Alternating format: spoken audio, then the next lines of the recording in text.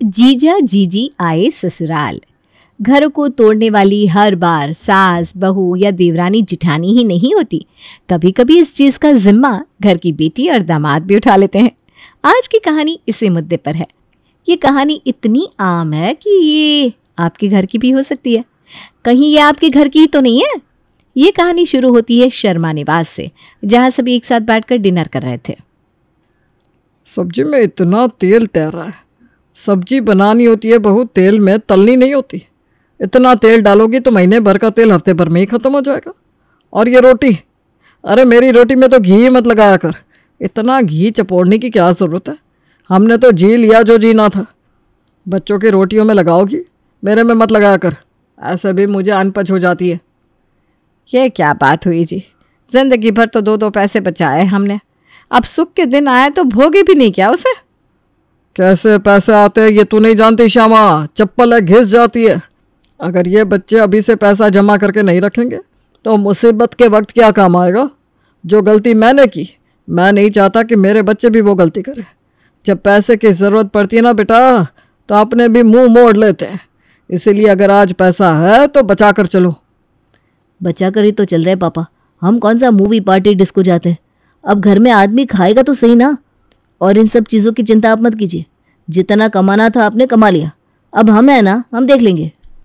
सभी आपस में बात कर रहे थे कि तभी नेहा के फ़ोन पर उसकी जीजी का फ़ोन आता है। जीजी का फ़ोन आ रहा है इस वक्त, कोई ज़रूरी बात होगी। नेहा ज्योति का फ़ोन रिसीव करती है। चलो फ़ोन तो उठाया तुमने।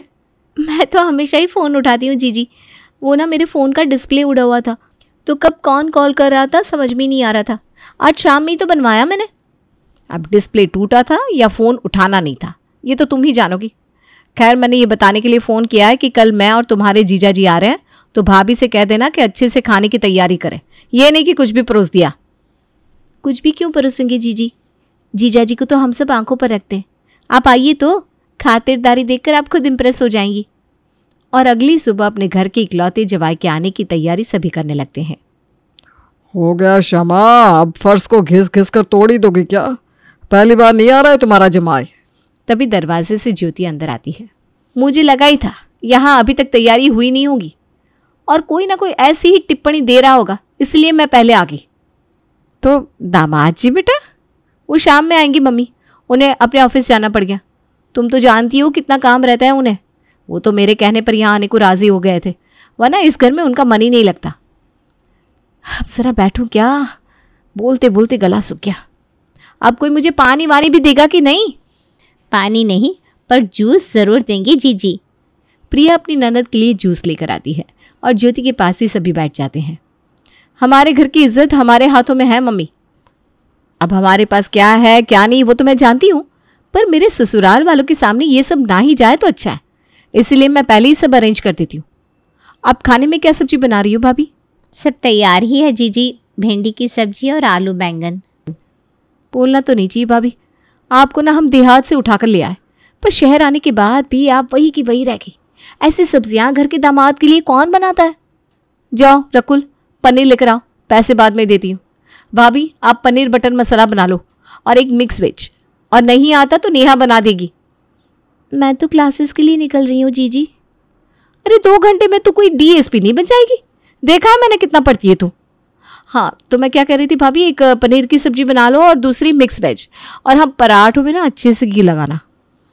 और तू बाजार जा ही रहा है ना रकुल, तो रसमलाई भी ले आना। मीठा जब तक ना हो हमारा खाना कंप्लीट नहीं होता। वैसे इस घर में एसी किस कमरे में था, मैं तो भूल ही गई। हमारे घर में तो हर कमरे में एसी है, तो ये प्रॉब्लम ही नहीं होती। हमारे घर में तो एक पापा मम्मी के कमरे में ही एसी है, जो कि पापा चालू तक करने नहीं देते। ये बढ़िया है, पापा तो ऐसे भी एसी यूज़ नहीं करते। एक काम करो मम्मी, तुम और पापा 2 दिन के लिए दूसरे कमरे में शिफ्ट हो जाओ। वो क्या है ना, राकेश को एसी के बिना सोने की आदत नहीं है, सही से सोएगा नहीं तो बेकार में चिड़चिड़ाता रहेगा। एसी का जो बिल आएगा मैं दे दूंगी। बेटी से एसी का बिल लेंगे, बस यही बाकी रह गया था क्या? मैं तुरंत दूसरे कमरे में शिफ्ट हो जाती हूँ, तो फिक्र मत कर बेटा। अभी तो सिर्फ ज्योति ही आई थी, उसी में उसने पूरे घर को अपने आगे पीछे लगा लिया था, तो राकेश आता तो न जाने क्या होता। शाम के ठीक 5 बजे राकेश अपने ससुराल पहुंचता है। तुम्हारी नौकरी की सिफारिश मैंने ही की थी और यहाँ मुझे पूछा भी नहीं जा रहा। तुम्हारे अलावा किसी और की नौकरी लगाई होती ना तो वो मुझे हथेलियों पर रखता। अब जो बाहर गाड़ी वाला खड़ा है उसे पैसे देकर विदा कर दो। थोड़ी देर राकेश एसी वाले कमरे में आराम करता है और उसके बाद सभी खाने को बैठ जाते हैं। तभी नेहा की सीट के पास जाकर ज्योति खड़ी हो जाती है। बीचों बीच वाली सीट पर तुम बैठ गई नेहा, तुम्हारे जीजा जी कहाँ बैठेंगे फिर? पर मैं तो हमेशा से यहीं बैठती हूँ ना जीजी। हाँ तो एक तो बीचों बीच वाली सीट पर घर के गार्डियन को बैठना चाहिए, पर आप लोगों ने तो पहले ही उसे घर के सबसे छोटे को सौंप दिया है। अब ये तो बहस करेगी ही। उठ जा बेटा, बैठने दे अपने जीजा जी को। नेहा कुछ नहीं कहती और उठकर कोनी की सीट पर जाकर बैठ जाती है। फिर प्रिया स्टील के बर्तन डाइनिंग टेबल पर लगाना शुरू करती है, जिसे देखते ही ज्योति कहती है, स्टील के बर्तन? वो क्रॉकरी सेट कहाँ है भाभी जो मैं लेकर आई थी? वो डिनर सेट कहाँ गया? उसमें परोसिए खाना। स्टील के बर्तनों में कौन खाना खाता है भाभी? उस सेट का तो प्लेट धोने में टूट गया था जीजी। अब 2 लोगों को स्टील के बर्तन में खाना दूँ और बाकियों को चीनी मिट्टी के बर्तन में, तो अच्छा नहीं लगता ना।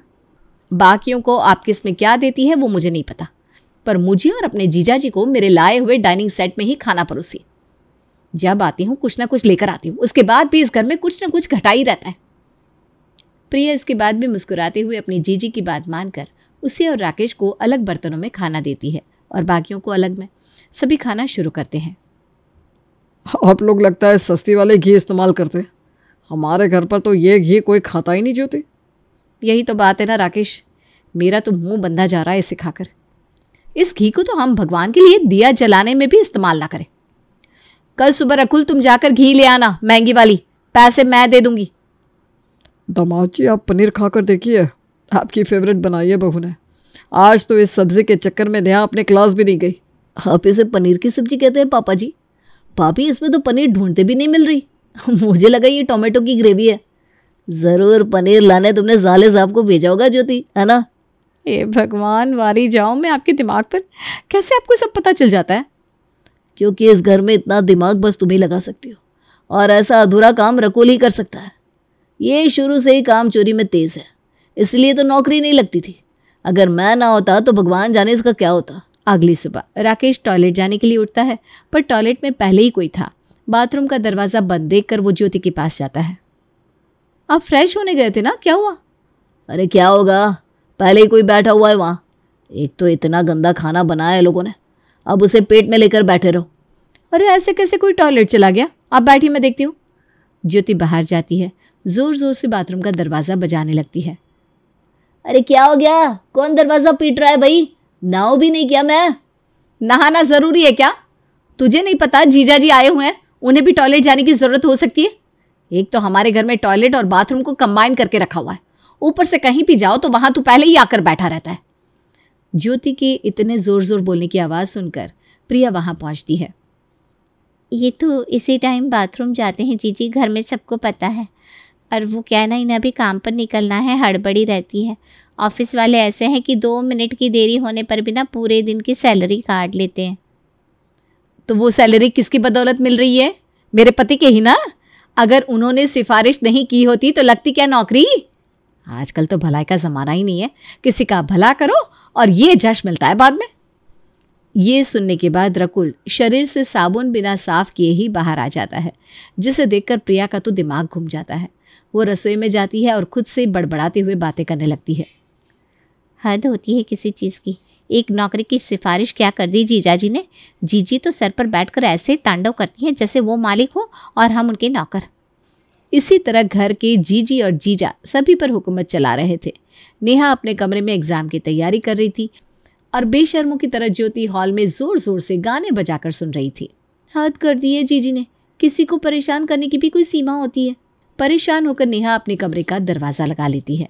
तभी ज्योति उसे आवाज़ लगाती है। ये आजकल की लड़कियां दरवाज़ा बंद करके भगवान जाने कौन सी पढ़ाई करती है। हम तो ऐसे ही पढ़ते थे मम्मी, क्या हमने पढ़ाई पूरी नहीं की? नेहा को ना बेटा ज़रा आवाज़ से प्रॉब्लम होती है, 2 हफ्ते बाद एग्ज़ाम है ना उसके। भगवान करे नौकरी हो जाए तो हमारा टेंशन ख़त्म हो। 2 हफ्ते हैं ना मम्मी, बहुत टाइम है। आजकल की लड़कियां बच्चा लेकर पढ़ाई कर लेती है, इससे तो कुछ करना ही नहीं पड़ता। नेहा अपने जीजा जी के कपड़े आयरन कर दे, और जूते भी धोने को बोल दो। और हाँ, जूते भी। मैं रात को कर देती हूँ जीजी। टेस्ट का एक सेट ट्राई कर रही हूँ, ये हो जाए तो उसकी बात करती हूँ। इतनी बोली निकलती कैसे तेरे मुंह से? इतना एहसान कोई मुझ पर कर दे तो उसके बोलने के पहले मैं सभी चीज़ें तैयार करके रखूं। शायद तू भूल गई है, तेरे पिछले 3 एग्ज़ाम में तेरे जीजा जी ही तेरे साथ गए थे। अगर ये जाएंगे ही नहीं तो कहाँ से एग्ज़ाम दे पाएगी तू? क्योंकि हमारे घर में तो लड़कियों को अकेले बाहर जाना अलाउड नहीं है। ये अच्छा है, जो आदमी एग्ज़ाम दिलाए उसके तो काम ही टाल दो। लीजिए, आप ही जान दे रहे थे ना अपनी साली के पीछे, इसके लिए आप अपना काम छोड़कर उसे एग्ज़ाम दिलवाने ले जाते थे। हाँ, इससे आपके कपड़े तक प्रेस नहीं हो रहे, देखिए। जीजी आप ये क्या बोल रही हैं? पर ज्योति चुप नहीं होती, वो अपनी की हुई मदद गिनाती चली जाती है। ज्योति को नेहा के साथ ऐसा बर्ताव करता देख श्यामा को बड़ा बुरा लगता है, पर वो ब्याही हुई बेटी का कायदा रखकर कुछ नहीं कहती। हद तो उस वक्त हो जाती है जब ज्योति अपने पिता के साथ बदतमीजी पर उतर आती है। शाम को मोहन वॉक करने के लिए निकल रहा था। बाहर जा रहे क्या पापा जी? वो चूड़ा है ना आपके पास, वो ज़रा देते जाइएगा। मेरा हाथ ज़रा ऊपर नीचे लग रहा है। वो तो ख़त्म हो गया है दामाद जी, मैं बाज़ार से लेता आऊँगा। खत्म हो गया? कैसे खत्म हो गया पापा? पिछली बार तो मैंने ही ला कर दिया था। कितनी भी चीज़ें ला कर भर दूँ मैं इस घर में, आप लोगों की झोली खाली ही रहती, कुछ भी मांगो रहता ही नहीं। बस यहाँ श्यामा फट जाती है। क्या बोला तूने? सामान हमारे पास घटा ही रहता है? अरे लेकर के आई थी तू भाई, एक चूरन की डिब्बी 120 रुपए की, वो भी आधी खत्म। पिछली बार जितने दिन तुम यहाँ रुके थे उसी वक्त वो खत्म हो गई थी, तो बोलने के पहले ना ज़रा सोच लिया कर। शाम के नाश्ते के वक्त प्रिया चाय के साथ सभी को प्याज के पकौड़े परोसती है, जिसे देखते ही हमेशा की तरह ज्योति कहती है, प्याज के पकौड़े? इस घर में प्याज के पकौड़े कैसे बन गए भाभी? आपको जब पता है कि इस घर के दामाद को प्याज पसंद नहीं है तो क्या ज़रूरत थी प्याज के पकौड़े बनाकर लेकर आने की? अब अगर इस घर के दामाद को हमारा सांस लेना भी पसंद नहीं आएगा तो क्या आप हमारी सांसें भी बंद कर देंगी जीजी? मेरा मतलब है बोलने के पहले देख तो लिया कीजिए। सभी के प्लेट में प्याज के पकौड़े हैं, पर जीजा जी के प्लेट में आलू के पकौड़े ही परोसे हैं मैंने। भले जब हम आपके यहाँ पर आए आप हमारी रत्ती भर भी इज्जत ना करें, पर हम खातिरदारी में पीछे नहीं रहते। बाप रे बाप, इस घर में तो सबकी ज़बान कैंची की तरह चलने लग गई है मम्मी। अरे मम्मी ने 2 बातें क्या सुना दी मुझे, अब भाभी भी बोलेंगी। लीजिए, इसी के पति की नौकरी लगाई थी ना आपने, शुक्रगुजार होने के बजाय ये हमें सुना रही है। 2 दिन हुए नहीं हमें यहाँ आई कि ये सब के तेवर बदलने लग गए। 2 दिन तो नहीं जीजी, 2 दिन करके कम से कम 10-15 दिन तो रहकर ही जाती हो तुम। इस बार भी हफ्ते भर तो हो ही चुका है, नहीं नया? और जो नौकरी आपने मुझे लगाई थी वो मैं कब की स्विच कर चुका हूँ जीजा जी, पर मैं आपका एहसान नहीं भूला, क्योंकि एक पानी का गिलास पकड़ने वाले का भी एहसान रकुल नहीं भूलता। आज मैं जॉब स्विच कर पाया क्योंकि पहली नौकरी आपकी मदद से लगी थी। उस नौकरी पर मैं टिका रहा, मेहनत की मैंने, इसलिए जॉब रही मेरी, वरना मुझे कब का फायर कर दिया गया होता। और उस एहसान के कारण ही जब जब आप घूमने चले आते हैं तो हफ्ते भर मैं आपका काम संभालता हूँ, पर मैं उसकी गिनती नहीं करता जीजी। अपनी बीवी का ऐसा क्लास लगता देख राकेश के गले से तो ना चाय उतरती है ना ही पकोड़े। वो तो अपना नाश्ता लेकर फौरन कमरे में चला जाता है, पर ज्योति के कानों पर तो जू भी नहीं रेंगती। वो तो अपनी आदत से लाचार थी। वो सबका गुस्सा ले देकर नेहा पर उतारने के लिए बस मौका ढूंढ रही थी। अपनी बहन का दिलाया हुआ सूट पहनकर नेहा क्लास से घर वापस लौटती है। ये वही सूट है ना नेहा जो मैं लेकर आई थी? देख कहाँ मेरे लाए हुए कपड़े की क्वालिटी है। 2-3 साल हो गए, अभी तक चकाचक लग रहा है। और कहाँ वो कपड़े जो मम्मी मुझे देती हैं, एक वॉश में ही ख़राब हो जाते हैं सारे।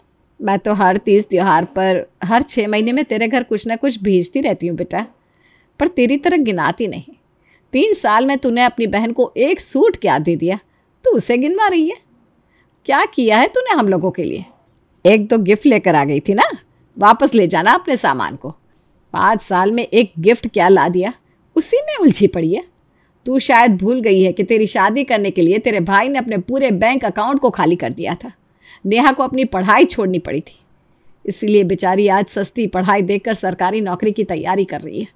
पूरा घर तो खाली करके ले गई तू हमारा, और शादी भी की किससे? इससे। अपने करोड़पति होने का धौंस दिखाता है राकेश, पर करता ही क्या है? कुछ भी नहीं।